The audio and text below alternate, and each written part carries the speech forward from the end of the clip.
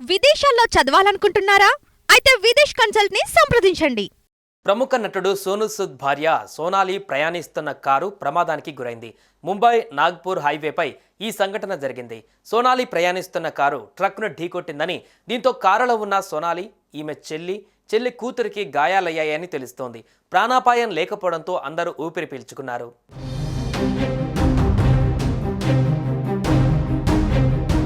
సోమవారం రాత్రి 10:30 సమయంలో ఈ రోడ్డు ప్రమాదం జరిగింది. సోనాలితో పాటు కారులో ఉన్న మరొకరు కూడా గాయపడ్డారు. సోనాలి సూద్ తన సోదరి, మేనల్లుడితో కలిసి కారులో ప్రయాణిస్తున్నట్లు తెలిసింది. సోనాలి మేనల్లుడే కారు నడిపినట్లుగా పోలీసుల విచారణలో తేలింది. గాయపడిన ముగ్గురిని నాగపూర్లోని మ్యాక్స్ హాస్పిటల్కు తరలించి వైద్యం అందించారు. కారు ప్రమాదంలో తన భార్య గాయపడిందనే విషయం తెలిసిన వెంటనే సోనూ సూద్ హుటాహుటిన హాస్పిటల్కు వెళ్లారు.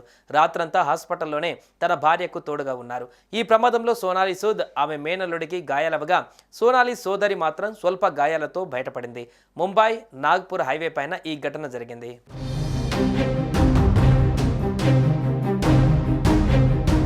ఇక ఈ ప్రమాదంలో కారు బాగా డ్యామేజ్ అయిన ఫోటోలు సోషల్ మీడియాలో ప్రస్తుతం వైరల్ అవుతున్నాయి.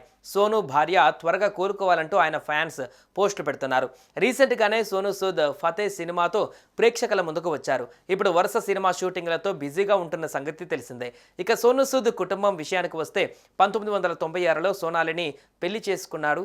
ఆమె తెలుగు అమ్మాయి కావడం విశేషం. వీళ్ళకు అయాన్, ఈశాన్ అనే 2 కొడుకులు ఉన్నారు. సోనూ సూద్ భార్య మూవీ ప్రొడ్యూసర్.